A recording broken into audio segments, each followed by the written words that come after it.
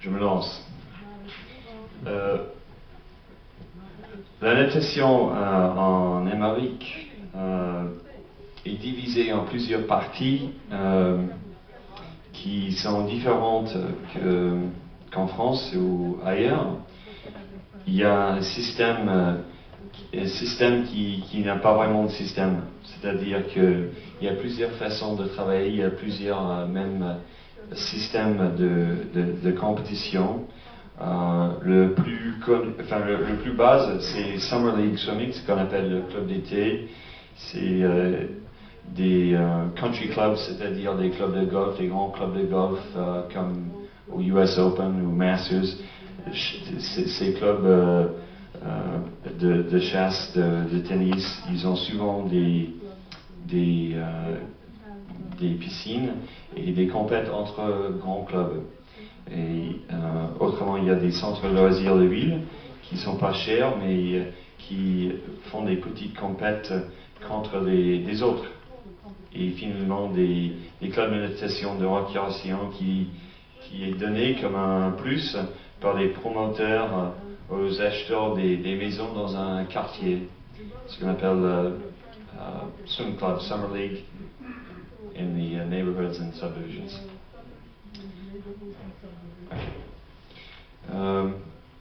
Donc la natation aux États-Unis continue avec natation au lycée. Je vais vous donner les chiffres après. Il y avait pas mal de recherches pour trouver ces chiffres et j'étais étonné d'ailleurs qu'il y ait autant. D'après NISCA, il y a 12 000 lycées avec équipe aux États-Unis. Donc c'est entre 9e et 12e grade, donc c'est-à-dire les dernières 4 années du lycée.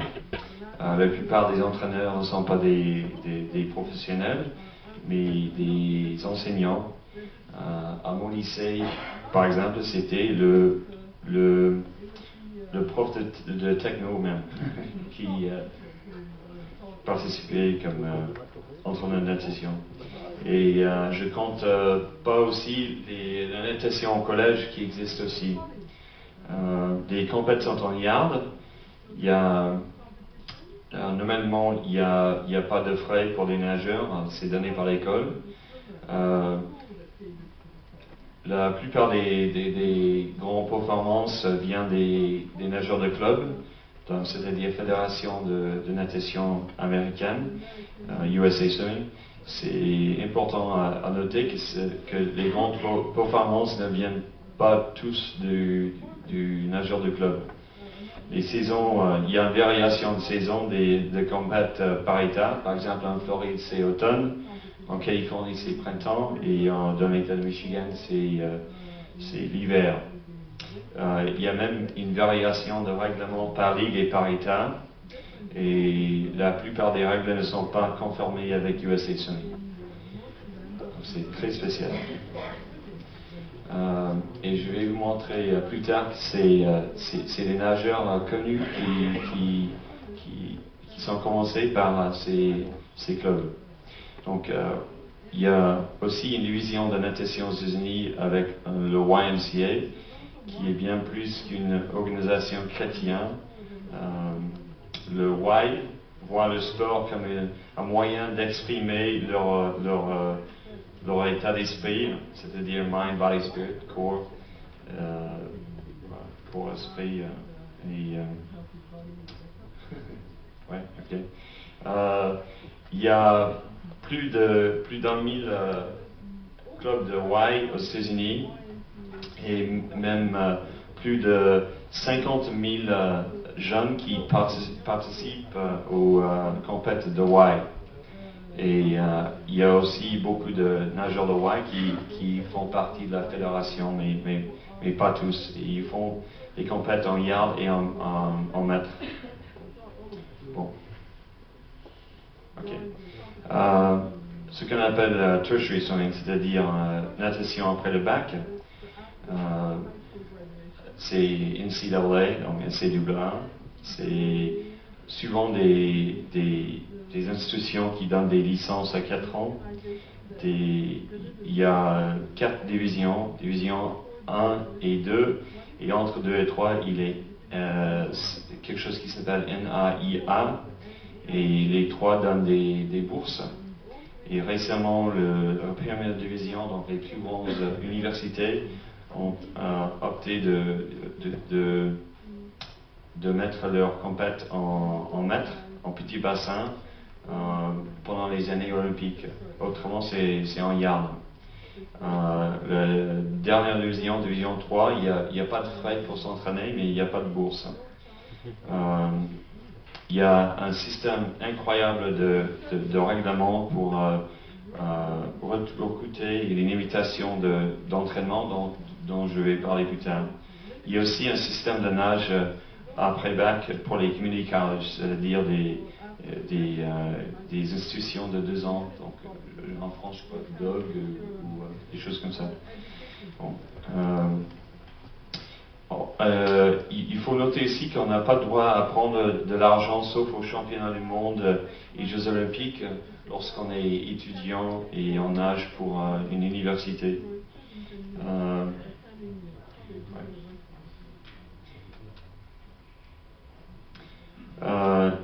Natation, natation aux États-Unis, le plus connu branche, si vous voulez, le leader, c'est la Fédération de natation en Amérique, qui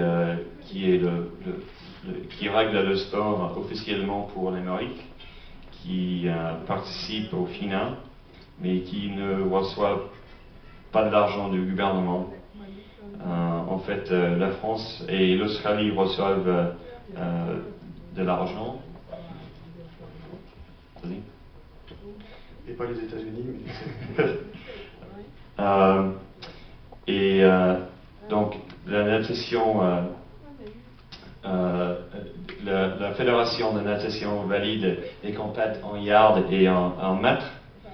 Et ils sont une partie de United States Aquatic Sports, donc c'est-à-dire c'est une division du groupement de Masters Water Polo Eastern Co. Ils sont responsables pour sélectionner l'équipe nationale junior jusqu'aux Jeux Olympiques avec le hockey de l'Olympic Committee, c'est eux qui approuvent, et le comité olympique donne aussi de l'argent. Voilà, puisque pas tous les compètes dans les autres domaines sont pas validés par la fédération, il est possible de s'entraîner et faire des compètes sans être membre de la fédération de natation en Amérique pendant des années et des années. Donc, natation, la fédération de natation en Amérique, c'est dirigé par 75 personnes du centre de l'entraînement olympique à Colorado Springs. Il y a 267 000 nageurs qui font des compètes, 3 000 clubs de natation divisés en 59 comtés locales. La plupart sont des États, mais quelques États comme Californie ont des multiples comtés et les plus petits États sont joints. On a fermé l'équipe, enfin je vais en revenir, donc Didier, tu précises? Oui, peut-être quelques chiffres fédéraux. On nous donne ce matin des valeurs comme à peu près 75 cadres, c'est à peu près comparable avec les cadres attachés à la Fédération française de natation.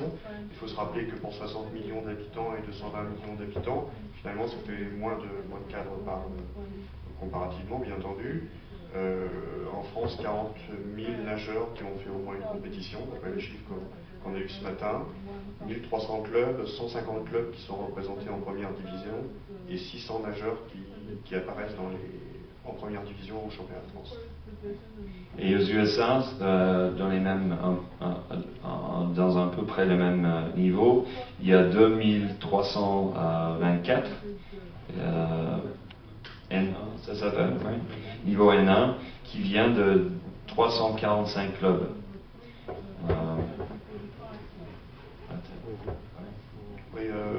rapport au club d'été, c'est pas la même logique, mais il y a 120 clubs d'été en France pour 237 000 licenciés FFN, mais incluant bien sûr NAC Synchro, Plongeon, Waterpolo. On a fermé le Centre national d'entraînement aux États-Unis et le budget et l'aide technique est redistribué vers les clubs performants,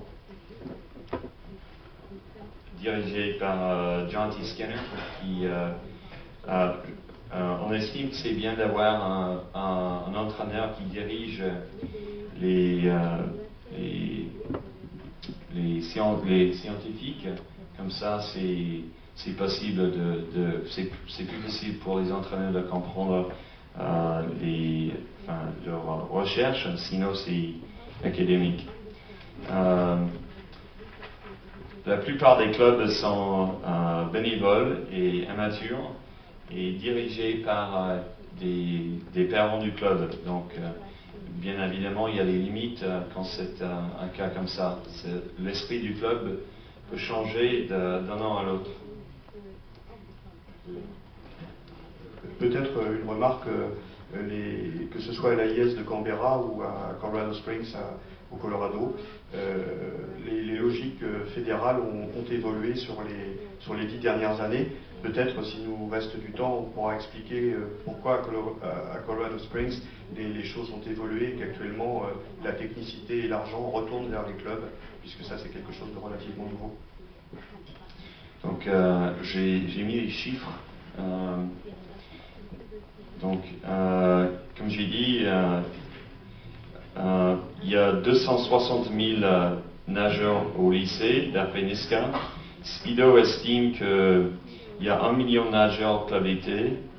Il y a 25 nageurs en NCAA dans toutes les divisions et aussi Junior College. Un tiers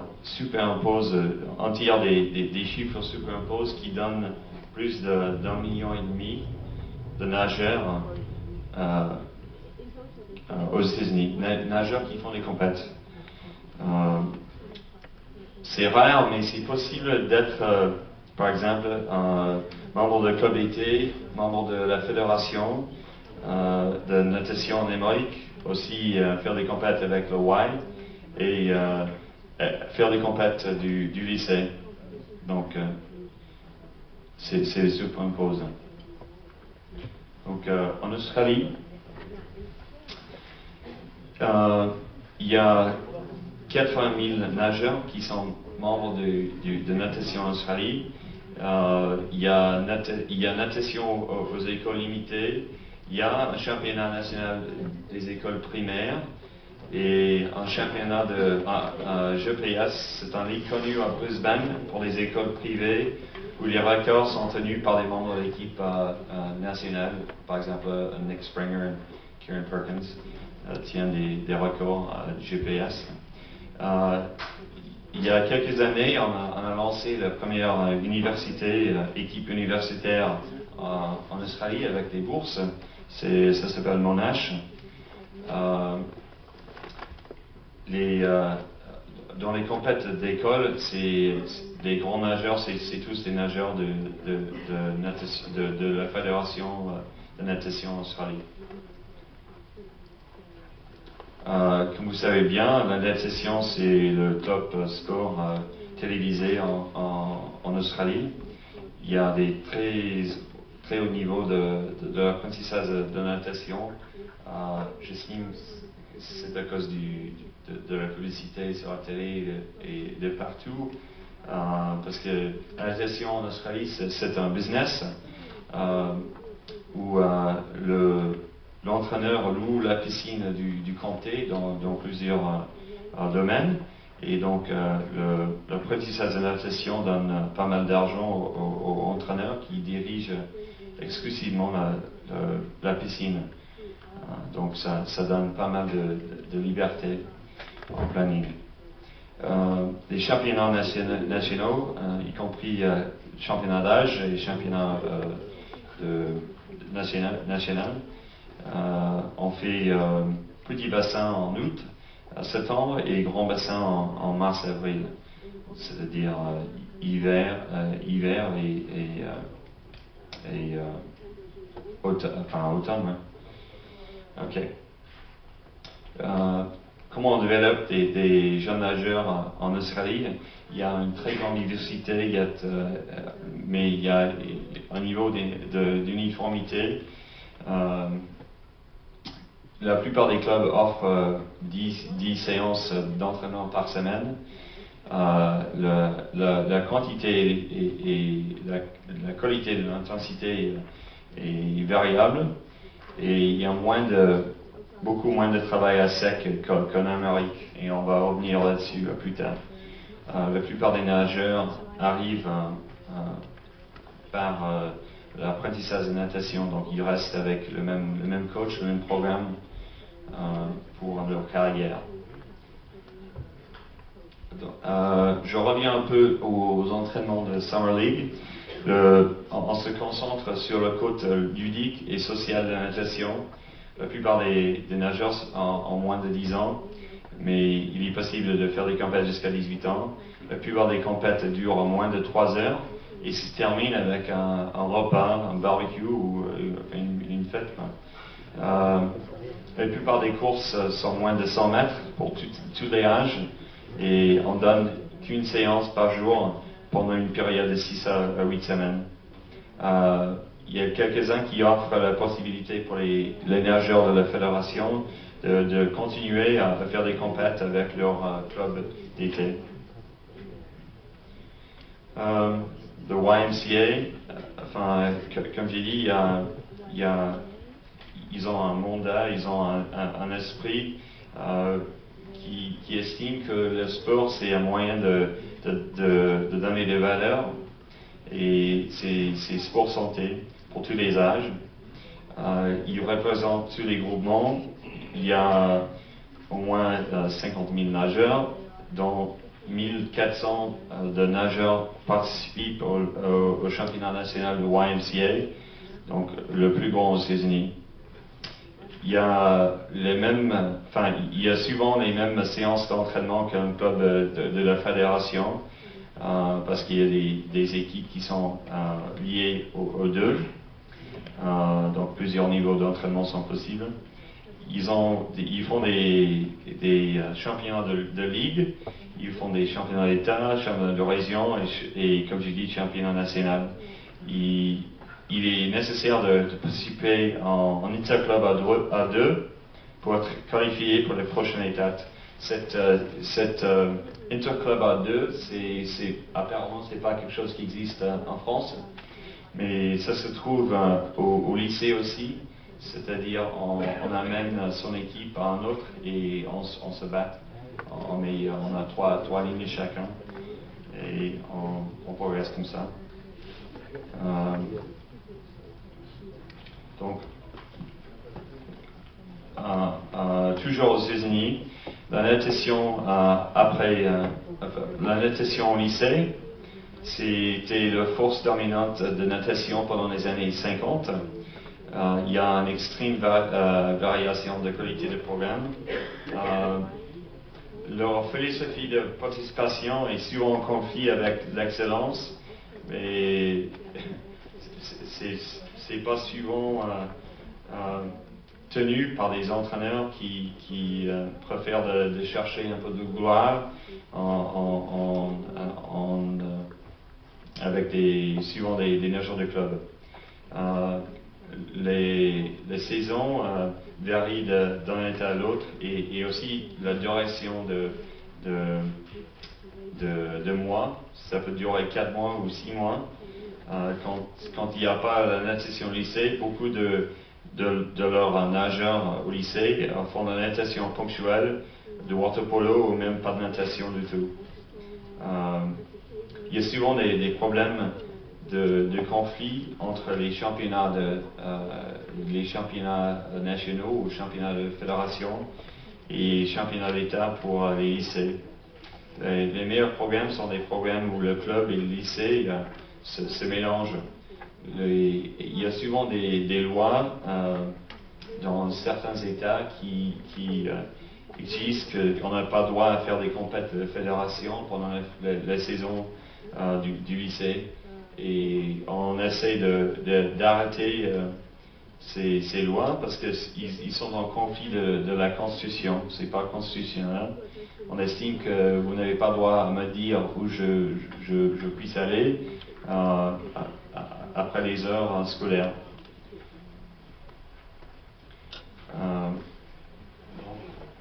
En Californie, c'est libre. Au Texas, c'est limité à 8 heures par semaine, mais il y a des entraînements pendant la journée de l'école qui ne comptent pas dans le total. Et pendant l'État de Midwest, c'est-à-dire au milieu, il y a vraiment des limites. En Ohio et dans le Michigan, on essaie de protéger les enfants de la natation. C'est un peu bizarre. En Floride, où j'entraîne, c'est complètement libre.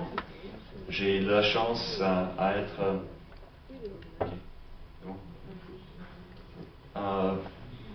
à une école qui va jusqu'à la crèche, jusqu'à la terminale. On est en plein milieu d'Orlando et on a 1800 nageurs. Et donc, c'est possible d'entraîner des nageurs toute l'année. Oui, je veux juste faire une remarque sur ce bassin. C'est ce bassin qu'a choisi l'équipe australienne pour faire sa préparation terminale avant les championnats du monde de Montréal. Et c'est probablement pas pour rien. Comme vous voyez, bon, ben là c'est la configuration en 25, mais ça fait quand même un beau bassin de 50. Et voilà, l'équipe australienne se préparera là-bas. Okay. Donc, NCAA, il y a des extrêmes variations de méthodes d'entraînement. Frank Bush va vous présenter cette semaine des exemples. La plupart offrent 10 séances par semaine avec travail à sec, mais il y a une limite par le NCAA, donc à l'université, on est limité à 20 heures par semaine. Il y a deux façons d'éviter ce règlement. Soit on fait travail à sec optional, soit on dit que il y a des entraînements en plus, mais souvent, si on n'arrive pas aux entraînements de plus, on ne se trouve pas au relais. Les ressources sont vraiment étonnantes. La plupart des universités font des entraînements à Noël, des entraînements aux endroits exotiques et chauds. Ils font des très gros volumes pendant cette période. C'était dit dans la presse que pendant l'année 2003, par exemple, l'université d'Auburn avait un budget de 877 000 dollars par an. Ça varie entre ça et pratiquement 400 000. L'entraîneur là-bas, David Marsh, qui est un très bon entraîneur, il reçoit 160 000 dollars par an, plus clinique et tout ça, donc environ 50% de plus. Il a récemment dit qu'il allait s'en aller si on ne lui donne pas un deuxième bassin à 50. Ouais.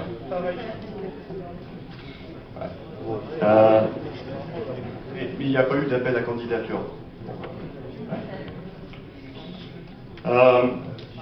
Moi, je suis fan, même avec des problèmes, je suis fan de NCAA parce que ça a permis aux nageurs de continuer à nager 2 à 6 ans de plus et d'arriver avec un diplôme post-bac. Donc c'est pas mal. Dans les nageurs de la Fédération de natation aux États-Unis, le plus gros programme, c'est le déterminant du succès et l'accès aux piscines. C'est là qu'il faut c'est par là qu'il faut résoudre pour faire progresser les clubs de fédération de natation aux États-Unis.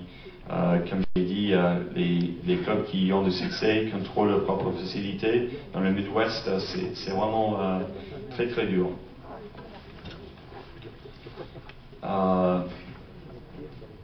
Il y a des très grosses différences. Comme j'ai dit, il y a des similarités, mais notre système, c'est de ne pas avoir un système. Même les meilleurs clubs se diffèrent pas mal. Dave Taylor Irvine est différent, vachement différent que le maître du volume Schulberg à Germantown. C'est des gars qui ont les deux des très bons résultats, mais qui travaillent très très différemment. Et même dans les équipes universitaires qui ont ici des clubs qui font des compètes dans la fédération, il y a des très grandes différences entre UC Berkeley, donc Mike Bottom, et University of Georgia, Jack Barley, Université de Michigan, maintenant Bob Bowman, et Mark Schubert à USC, Université de Californie au Sud, et aussi l'Université de Texas, Eddie Reese. Ils sont tous différents, ils se varient beaucoup. La plupart des clubs aux États-Unis s'entraînent 2 fois par jour, mais pas avant l'adolescence. On peut dire que les nageurs aux États-Unis, on fait le plus de musculation et du travail à sec au monde occidental à cause du yard. On a besoin de bien faire des virages et la musculation aide beaucoup avec ça.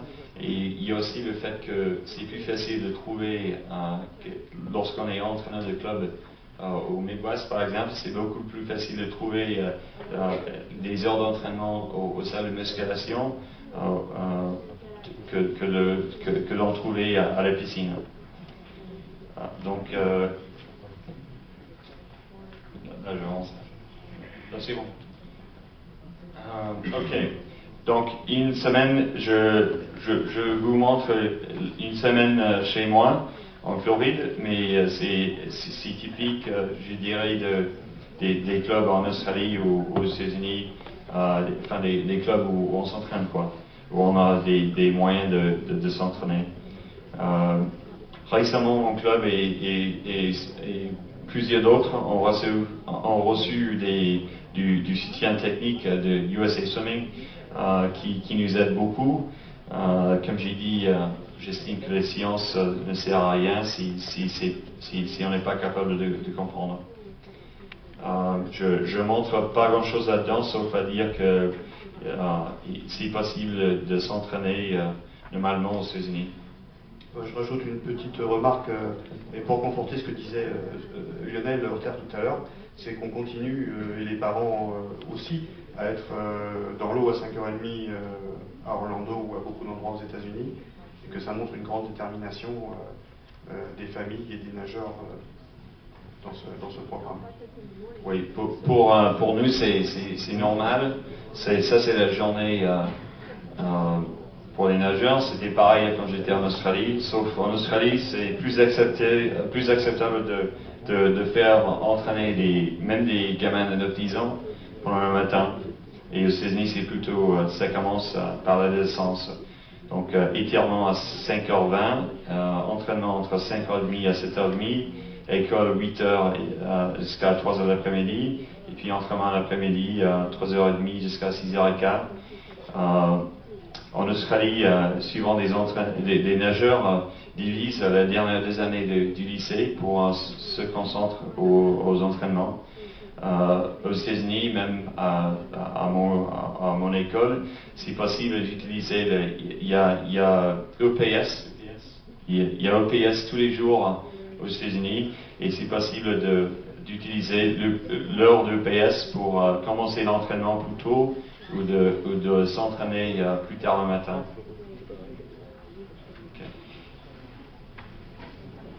Ok. Donc, formation des entraîneurs. je vous dis que on fait des efforts avec ASCA et USA Swimming, mais c'est insuffisant aux États-Unis par rapport à l'Australie. On n'a pas besoin de faire un planning. En Australie, le CERTI se renouvelle et on est obligé d'avoir un plan pour avoir des subventions de l'État. Le style, la qualité et le type du plan ne sont pas importants. On est libre de choisir son chemin, mais il faut montrer qu'on sait un chemin. Si on a... Ah oui, voilà. Donc, je voulais parler des nageurs qui... Je sais très bien que dès qu'on sache les détails de chaque division de natation aux États-Unis, ça paraît bizarre parce que les règlements ne sont pas pareils. Mais Matt Biondi, il a pas mal nagé et il a commencé avec Summer League à 5 ans. À 13 ans, il est passé en natation de club, la fédération. Et à 15 ans, il nageait au lycée Miramont. Et à 19 ans, il est allé à l'Université de Californie. Donc, il y a des exemples où ça marche pas mal. Quand ça marche pas, ça marche pas dans les autres cas parce qu'il y a trop de piscines en yard et la natation après bac, donc NCAA, est dirigée par les yards. Et donc les nageurs américains, on estime, pas seulement moi, mais on estime que les nageurs américains ont des difficultés à nager en grand bassin. Donc voilà, j'espère que ça se comprend. Donc pour les 50 à 200 livres, la brasse est beaucoup plus élevée. Le temps de nager, donc pas virage, coulée, etc. Pour les mâles, en yard, c'est 8 à 8,9 secondes. Et en grand bassin, c'est 22 à 24,03. C'est-à-dire pas de virage, pas de coulée, mais le temps de nager sans s'arrêter. Et pour les filles, c'est marqué 8,15 à 10 et quart, 24 pour les grands bassins jusqu'à 26. Mais avec double point d'année au relais, c'est possible d'être en top équipe aux États-Unis avec 4 sprinters. Donc on se tourne, on tourne les nageurs vers les sprints souvent parce que c'est le plus efficace pour assurer qu'on garde son poste à l'université. Voilà. Alors on en arrive aux conclusions et puis aux éventuelles questions. Bien joué quand même, hein, bien joué.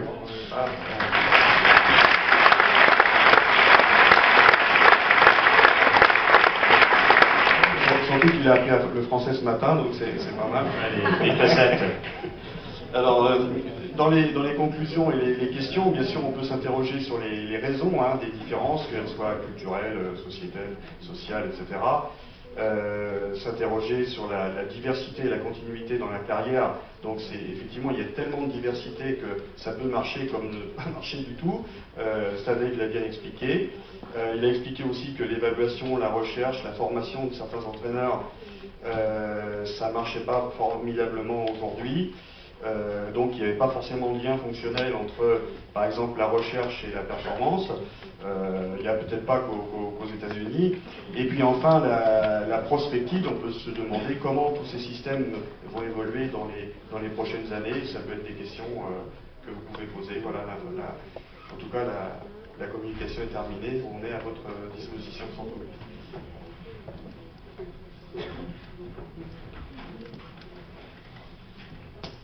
Oui, sauf qu'au niveau timing, on a vraiment... on est allé fort. Donc je vais autoriser une question.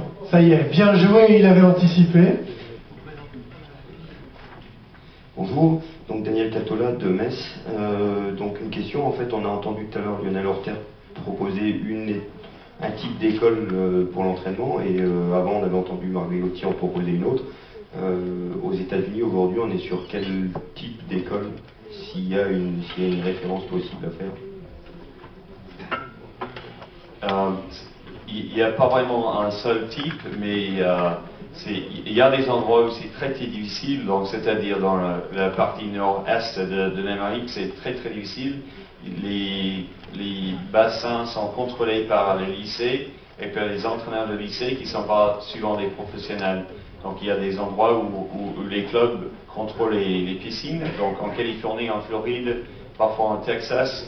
Et dans ces cas-là où c'est possible de s'entraîner comme il faut, il y a des résultats. Mais il y a des comme on a vu, il y a quand même pas mal de nageurs aux États-Unis. Et si on arrive franchement à pas trouver au moins 50 qui sachent nager, dans 1,5 million, on a des problèmes. Merci Dave, merci Didier.